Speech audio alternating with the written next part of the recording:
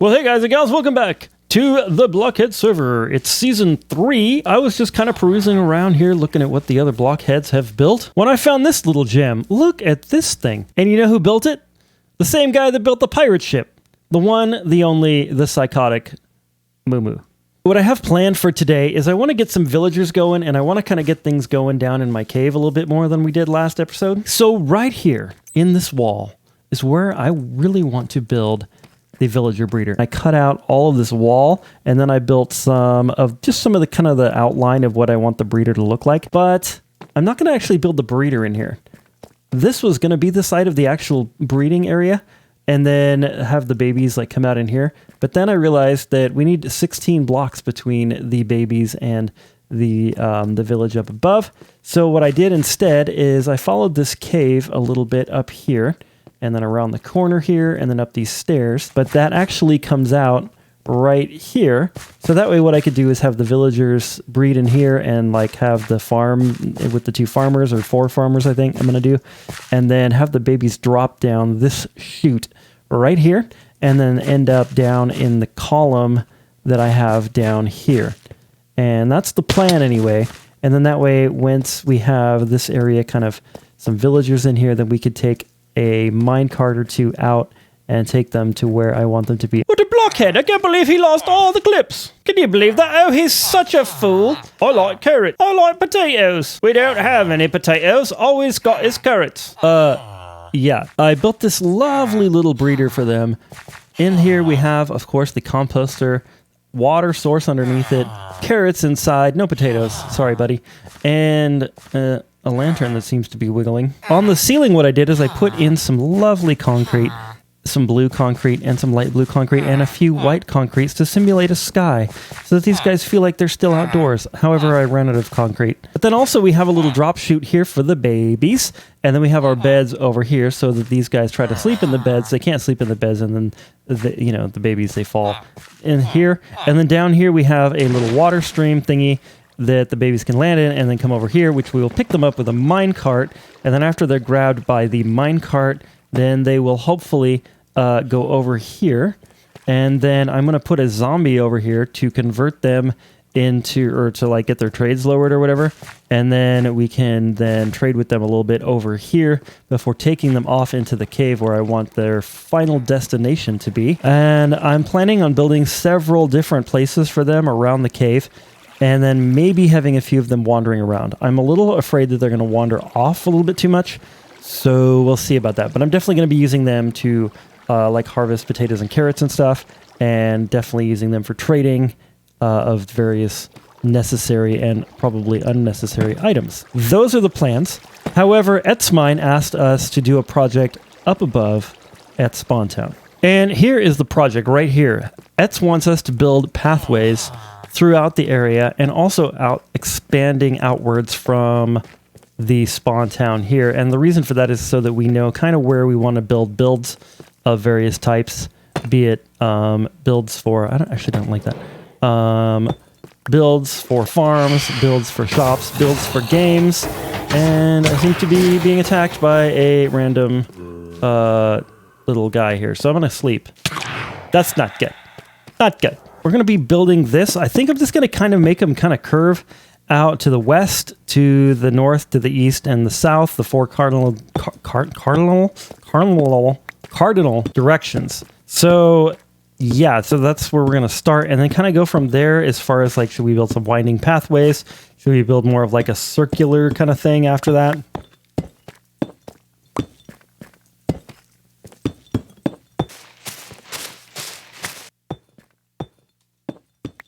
Well, okay, well, I've kind of run out of deep slate, the cobbled deep slate. I used all that was in the chest, and so far I have made one sort of main line road here. So I think I'm going to take a break from doing the roads and go back to some villager stuff. And also, I really want to get some warped trees. I really like the look of warped with the deep slate. However, in order to do that, I have to go back into the nether. And I'm kind of scared of the nether right now. Oh man, I need the green, the mycelium stuff. The warped, like, nylium, that's what it's called, this stuff, but I need the blue one. Freaking me out, man! I'm fairly certain I don't belong here! Me either, buddy. Me either. I'm just kind of in one of these moods today where I really don't know what I want to work on. Something's missing for every project, and I'm not sure like where to start. Okay, I think what I need to do is just stay focused on this villager thing. La la la la la la la. Since I made that decision, 2 things have happened. Number 1, we now have villagers in this little deal. We've actually got 3 of them. Let me see if I can go into free camp. There they are. Look, and there's 3 of them, which means that the breeder is in fact infinite because there was only enough beds for 2 additional villagers in here. So that means that this thing is working really great. Next, what I need to look at is down here, I've kind of set up an area where we're going to have some minecarts where basically I'm going to have a dropper here. The minecart is going to come out of the dropper and then go up here and pick up a villager from this block right here, which I need to switch to glass somehow. After that, they're going to come up here. I'm going to have a zombie right here that will attack them. Then they will come around this way and then into one of these stalls right here. Now, this is just a temporary stall for me to see what trades they have. If I like their trades, I will keep them and then have some sort of system to send them on their merry way over to the library or wherever it is I'm sending them. I did a little bit more work here, and we have this now. So I've got kind of like a tiered effect going on here. And then we have this sort of column thing all the way built up to the top, sort of-ish. Looks like I need to fix that. In here is the majority of the work. I put in some rail in places where I wanted it. I got a couple villagers in their little minecarts. Oh, we're quite happy. Do you have any carrots? The next thing I need to do is bring in a zombie, but I kind of thought like, okay, if I bring in a zombie and I convert them, how am I going to convert them back? Well, what you need is golden apples, which I actually can make. We also need the splash potion of weakness, I believe it is. And that I do not have, and that I cannot make because I do not have end rods. That means our trip to the nether is becoming more and more important with every passing second. Okay, here we are. This is terrifying. This is absolutely terrifying.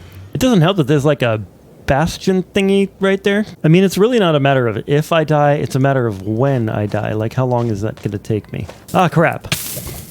Well, I lived through that one. I think digging through the netherrack is probably the safest option. So far, I have gone 30 blocks in the right direction.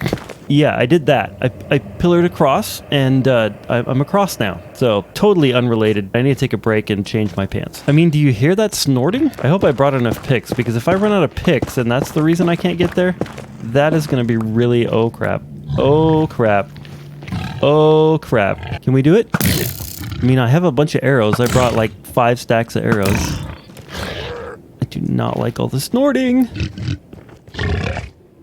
Oh, crap. I should just tunnel under this. If I was being a smart hex, that's what I would do. I'm trying so hard not to die on the server. I'm trying to have the least death count on the server this season. Might as well mine a bit of quartz. Oh, there's just a bastion in my way. That's all. Oh, not this again. Okay, so I think if I just stick to the treetops, I should be somewhat protected. I think I see the fortress. I just realized that not only do I have to survive the journey there, but I also have to survive the journey back. As if another fortress wasn't dangerous enough. Okay, we got a blaze rod over there. I just have to be careful that I don't get overexcited. I'm really regretting not bringing torches. For some reason I thought if I just bring wood, I'll be fine, but that's for caves. Stupid X. You really is a blockhead. Got him, got what I came for. Okay, I need a few more though. Working very carefully, I was able to get 10 blaze rods so far, so that's really nice. I'm gonna go ahead and do this, and then I think we can make... oh, crap. Oh, boy. Oh, this is so bad. Oh, my gosh, I'm down to 1 heart. Oh, my gosh. That was so bad. Okay, so what I was doing was making an ender chest, because I brought ender pearls, and then I can make an ender chest. So what I can do now is I can take our valuable items here that we got, put them into this chest, and then if I die, it's really not as big a deal as I thought it was, except for the fact that I cannot break this chest at the moment. So there we go. And then I can go ahead and do this a little bit more.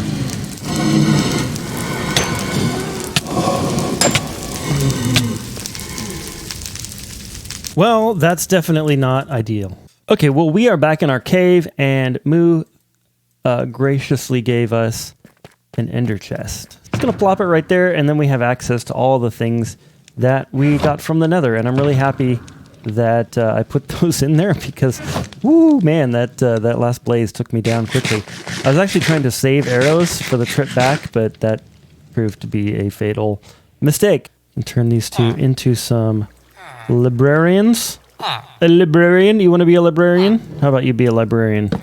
There you go, buddy. All right, why are you not turning into a librarian? Okay, there we go. We have a brewing stand. Oh yeah, I almost forgot to finish this area up here. Got to put in some of this here blue concrete. There we go, now they're librarians. Oh yeah, baby, mending on the second try. So it's time to get ourselves a zombie. There we go. Here he comes, and maybe? Yes. There we go. He's into position, sort of. Dude, how do you put the freaking head on the guy? After all that, apparently some zombies pick things up and some don't. Did I get a defective zombie? You can hit me. Well, it turns out that my zombie actually was defective. Moo came down and checked things out. He looked at the game code and found out that the zombies that spawn from zombie spawners are actually what are known as reinforcement zombies. So apparently there's those zombies that when like a zombie's attacking you and then like it calls its buddies, the buddies are the ones that are spawning in the spawners. So apparently there's different types of zombies, and the reinforcement zombies cannot convert villagers and they can't wear things. So it wasn't my fault the whole time. It was the game screwing me over. Minecraft was screwing me over. So I guess the next thing we could do is we could either breed up more villagers and just trade with them and get their trades, or we could go find another zombie. Looky there. And he picked up my stuff too. Mama was born a rambling man. Welcome to Underland. All right, folks, we got him. We got him. All right, and so I have got the zombie back in here. Ooh. Ooh, that was not expected at all. Anyways, I was saying I've got the zombie back in here, and my idea is if I send a villager this way and he gets here, then I can press this button right here, send him back to his little home, and that should actually be workable. So what I'm going to do is I'm going to get this villager to have a profession again, and then I'm going to send him over there to see if I can get the zombie to actually do the deed, and then send the villager back. No, this is right. And just like that, mending books are now 1 emerald apiece. All right, so we had another visit from the almighty, the all-knowing psychotic Moo, and he helped us because they weren't taking professions very easily, and we figured out the reason. But now, thanks to him, I have a Silk Touch book, and I have a mending book. Those are like the probably my top 2 favorite things that I need. So the issue was actually in here. Believe it or not, these trapdoors needed to be down because apparently something to do with the fact that these 2 villagers could see that bed were messing up the baby villagers, thinking that when they grew up they could see the beds or something like that, or like I don't exactly understand. Probably because he's such a blockhead. But Moo said it like well, and anyway, you need to have these 2 be blocks so the villagers can't see that they can get to these beds and that the babies can get to the beds. Anywho. Okay, in true blockhead form, I lost my Silk Touch villager. Why did I lose my Silk Touch villager? I'll tell you why. Because I walked away from him to try to go get paper to lock in his trade, and the act of walking away to get the paper to lock in his trade made it so that he was unloaded for a little while. And then when he reloaded, he had a different trade. So that's too bad. But we do have Fire Protection 4. It's one of my faves. We have Feather Falling 4. That's definitely one of my faves. We have Looting 3, which I really love, and so does everyone else. And Respiration 3, which I pretty much can't live without.